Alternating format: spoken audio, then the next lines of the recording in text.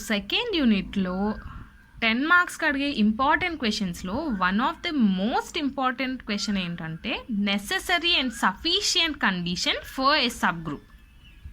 ఇంతకీ ఏంటా theorem? Let H be a non empty subset of a group G, then H is a sub group of G if and only if ab inverse belongs to H for all A comma B belongs to H. ఇదే థీరమ్కి వేరే statement కూడా ఇవ్వచ్చు. ఏంటది? The necessary and sufficient condition for a non empty subset H of a group G to be a sub group is ab inverse belongs to H for all A comma B belongs to H. రెండు సేమే, కొంచెం వర్డ్స్లో difference ఉంటుంది. So రెండు కూడా necessary and sufficient condition for a sub group స్టేట్మెంట్సే. So ఇంతకీ ఈ స్టేట్మెంట్లో మనకి ఏమి ఇచ్చారు, ఏం ప్రూవ్ చేయమంటున్నారు? ఇక్కడ చూడండి ఏమి ఇచ్చారు. H be a non empty subset of a group G. So ఏంటంట, జీ ఒక గ్రూప్ అంట, హెచ్ ఒక నాన్ ఎంప్టీ సబ్సెట్ అంట, నాన్ ఎంప్టీ సబ్సెట్. అయితే దెన్ ఏం చెప్పాలంట, H is a sub group of G if and only if AB inverse belongs to H for all A comma B belongs to H. So ఏంటంట, H కానీ sub group అయితే ఈ condition satisfy అవుతుందని చెప్పాలంట, ఈ condition కానీ satisfy అవుతే H sub group అవుతుంది అని చెప్పాలంట. ఇఫ్ అండ్ ఓన్లీ ఇఫ్ కదా, అంటే ఏం చెప్పాలి, హెచ్ కానీ సబ్ గ్రూప్ అయితే AB inverse belongs to H for all A comma B belongs to H అవుతుంది అని చెప్పాలి. అలాగే సెకండ్ ఏం చెప్పాలి, A B inverse belongs to H for all A comma B belongs to H కానీ అయితే హెచ్ సబ్ గ్రూప్ అవుతుంది అని చెప్పాలి. ఎప్పుడైనా ఇఫ్ అండ్ ఓన్లీ ఇఫ్ అడిగితే తీరం రెండు పార్ట్స్ కింద డివైడ్ అవుతుంది. ఫస్ట్ హెచ్ సబ్ గ్రూప్ తీసుకొని ఈ కండిషన్ సాటిస్ఫై అవుతుందని చెప్పడం, సెకండ్ పార్ట్ ఈ కండిషన్ సాటిస్ఫై అవుతుందని తీసుకొని హెచ్ని సబ్ గ్రూప్ అని చెప్పడం. ఇంతకీ సబ్ గ్రూప్ అంటే ఏంటి? సబ్ గ్రూప్ అంటే మనం ఆల్రెడీ చెప్పుకున్నాము, సబ్సెట్ ప్లస్ గ్రూప్. అంటే ఒక సబ్సెట్ అవుతూ అది గ్రూప్ ప్రాపర్టీస్ని కూడా సాటిస్ఫై చేస్తే అప్పుడు అలాంటి సెట్ని ఏమని పిలుస్తాము, సబ్ గ్రూప్ అని పిలుస్తాం. ఇక్కడ ఆల్రెడీ సబ్సెట్ అని ఇచ్చేసారు కదా, కాబట్టి మనం సబ్ గ్రూప్ అని చెప్పాలంటే ఇంకా ఏం చెప్తే సరిపోతుంది, గ్రూప్ అని చెప్తే సరిపోతుంది కదా. సో ఇప్పుడు ఆ థీరం ఎలా ప్రూవ్ చేస్తామో చూద్దాం. సో ఫస్ట్ గివెన్ రాసాము, గివెన్ ఏముంది, జీ గ్రూప్ ఉంది, లెట్ జీబీఏ గ్రూప్ రాసేసాము. నెక్స్ట్ ఏముంది, హెచ్ నాన్ ఎంప్టీ సబ్సెట్ ఉంది, let H be a non empty subset of G అని రాసేసాం. అయితే ఇప్పుడు టూ పార్ట్స్ కదా, ఫస్ట్ పార్ట్ ఏం చెప్పుకున్నాము, హెచ్ని సబ్ గ్రూప్ అని తీసుకొని A B inverse belongs to H for all A comma B belongs to H అని చెప్పాలి కదా. కాబట్టి suppose H is a sub group of G అని తీసుకున్నాం. తీసుకొని ఏం చెప్పాలి, A B inverse belongs to H for all A comma B belongs to H అని చెప్పాలి కదా. కాబట్టి let A comma B belongs to H అని తీసుకున్నాం. బి బిలాంగ్స్ టు హెచ్, మనం హెచ్ని ఏమన్నాము, సబ్ గ్రూప్ ఆఫ్ జీ అన్నాం కదా. సబ్ గ్రూప్ అంటే ఏంటి, అది గ్రూప్ ప్రాపర్టీస్ అన్నింటినీ సాటిస్ఫై చేస్తుంది.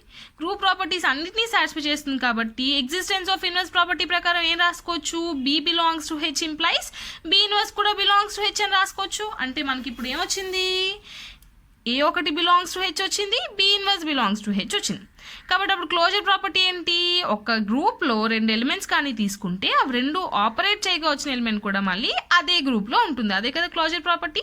కాబట్టి A comma B belongs to H అయితే AB inverse belongs to H. So మనం హెచ్ని సబ్ గ్రూప్ అని తీసుకొని ఈ ప్రాపర్టీ చెప్పేయడం అయిపోయింది. ఇప్పుడు నెక్స్ట్ ఏం చెప్పాలి, ఈ కండిషన్ సాటిస్ఫై అవుతుంది అని తీసుకొని హెచ్ని సబ్ గ్రూప్ అవుతుంది అని చెప్పాలి. సబ్ గ్రూప్ అంటే ఏం చెప్పుకున్నాము, సబ్సెట్ ప్లస్ గ్రూప్. ఆల్రెడీ మనకి ఇక్కడ సబ్సెట్ అని ఇచ్చేసారు కాబట్టి ఇంకా ఏం చెప్తే సరిపోతుంది, గ్రూప్ అని చెప్తే సరిపోతుంది కదా. గ్రూప్ అని చెప్పాలంటే ఏ ప్రాపర్టీస్ చెప్పాలి, closure, associative, existence of identity,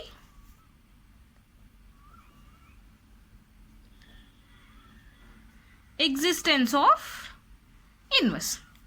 ఈ 4 ప్రాపర్టీస్ చెప్తే అప్పుడు అది గ్రూప్ అవుతుంది. ఈ 4 ప్రాపర్టీస్ ఇదే ఆర్డర్లో చెప్పాలని లేదు, బట్ 4 ప్రాపర్టీస్ చెప్తే చాలు. సో ఫస్ట్ ఫస్ట్ ఈ కండిషన్ సాటిస్ఫై అవుతుంది అని తీసుకున్నాం. Conversely assume A comma B belongs to H implies AB inverse belongs to H. ఇది మళ్ళీ ఇక్కడ వాడతాం కాబట్టి దాన్ని ఈక్వేషన్ నెంబర్ 1 అనుకున్నాం. First existence of identity property చెప్తున్నాం. ఎగ్జిస్టెన్స్ ఆఫ్ ఐడెంటిటీ అంటే ఏంటి? ఐడెంటిటీ ఎలిమెంట్ ఆ సెట్లో ఉంటుంది అని చెప్పాలి. సో దానికోసం let A belongs to H తీసుకున్నాం. మనకి ఇచ్చిన కండిషన్ ఏంటి? A comma B belongs to H అయితే AB inverse belongs to H. ఇక్కడ ఏనే తీసుకున్నాం కదా, కాబట్టి ఏ ప్లేస్లో కూడా ఏనే, బి ప్లేస్లో కూడా ఏనే వేద్దాం. అప్పుడు ఏమొస్తుంది? A into A inverse belongs to H. మీకు ఆల్రెడీ చెప్పాను, ఏ ఎలిమెంట్ అయినా దాన్ని ఇన్వర్స్తో మల్టిప్లై చేస్తే ఏమొస్తుంది? ఐడెంటిటీ ఎలిమెంట్ వస్తుంది. కాబట్టి ఏమొచ్చింది? ఈ బిలాంగ్స్ టు హెచ్ వచ్చింది. Existence of identity property satisfy అయిపోయింది. Next existence of inverse. Let A belongs to H. మనం ఆల్రెడీ ఇక్కడ ప్రూవ్ చేసాము. ఏం ప్రూవ్ చేసాము? ఈ బిలాంగ్స్ టు హెచ్ అని ప్రూవ్ చేసాము, మనకు తెలుసు. కాబట్టి we know that E belongs to H. ఇప్పుడు మనకి ఏమొచ్చింది? A comma E belongs to H వచ్చింది. అప్పుడు ఈక్వేషన్ నెంబర్ 1 ఏంటి? A comma B belongs to H అయితే AB inverse belongs to H. కాబట్టి ఏం రాసుకోవచ్చు? E into A inverse belongs to H అని రాసుకోవచ్చు. ఏ ఎలిమెంట్ అయినా ఐడెంటిటీ ఎలిమెంట్తో మల్టిప్లై చేస్తే ఏమొస్తుంది? మళ్ళీ అదే ఎలిమెంట్ వస్తుంది. కాబట్టి A inverse belongs to H. కాబట్టి existence of inverse property satisfy అయింది. ఒక ఎలిమెంట్ తీసుకుంటే దాని ఇన్వర్స్ కూడా అదే సెట్లో ఉంది. So existence of inverse satisfied. ఇంకా ఏం మిగిలిపోయినాయి? క్లోజర్ అండ్ అసోసియేటివ్ మిగిలిపోయినాయి. So first closure property. Closure property ఏంటి? A comma B belongs to H తీసుకొని ఏ ఇంటూ బి కూడా బిలాంగ్స్ టు హెచ్ అని చెప్పాలి. కాబట్టి A comma B belongs to H తీసుకున్నాం. బి బిలాంగ్స్ టు హెచ్ మనం already existence of inverse ప్రాపర్టీలో ఏం చెప్పాము? ఏ బిలాంగ్స్ టు హెచ్ అయితే ఏ ఇన్వర్స్ కూడా బిలాంగ్స్ టు హెచ్ అని చెప్పాము కదా, existence of inverse property. So same అదే ప్రాపర్టీ ప్రకారం ఏం రాసుకోవచ్చు? బి బిలాంగ్స్ టు హెచ్ అయితే B inverse belongs to H అని రాసుకోవచ్చు.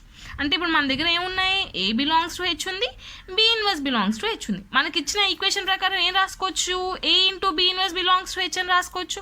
అంటే ఏ ఇంటూ ఇక్కడ బి ప్లేస్లో ఏముంది? బి ఇన్వర్స్ ఉంది. కాబట్టి బి ప్లేస్లో బి ఇన్వర్స్ రాస్తే B inverse whole inverse belongs to H. B inverse whole inverse అంటే ఏంటి? బి కదా. కాబట్టి A into B belongs to H. కాబట్టి A comma B belongs to H తీసుకుంటే A into B belongs to H వచ్చిందంటే closure property satisfy అయిపోయింది. Last associative property. Associative property ఏంటి? A into BC equals to AB into C. దానికోసం A comma B comma C belongs to H అని తీసుకున్నాం. H ఏమి ఇచ్చారు? Non empty subset of G అని ఇచ్చారు కదా. హెచ్ సబ్సెట్ ఆఫ్ జీ కాబట్టి ఏంటి? హెచ్లో ఉండే ఎలిమెంట్స్ అన్నీ జీలో కూడా ఉంటాయి. కాబట్టి హెచ్లో ఏ కామా బీ కామా సి ఉంటే ఈ ఏబీసీ అనే ఎలిమెంట్స్ జీలో కూడా ఉంటాయి కదా, సబ్సెట్ కాబట్టి. కాబట్టి ఏబీసీ బిలాంగ్స్ టు జీ అని రాసాం. మనకి జీ ఏమి ఇచ్చారు? గ్రూప్ అని ఇచ్చారు కదా. జీ గ్రూప్ అయినప్పుడు జీలో ఉండే ఎలిమెంట్స్ గ్రూప్లో ఉండే ప్రాపర్టీస్ని సాటిస్ఫై చేస్తాయి కదా. మరి గ్రూప్లో అసోసియేటివ్ ప్రాపర్టీ ఉంటుంది.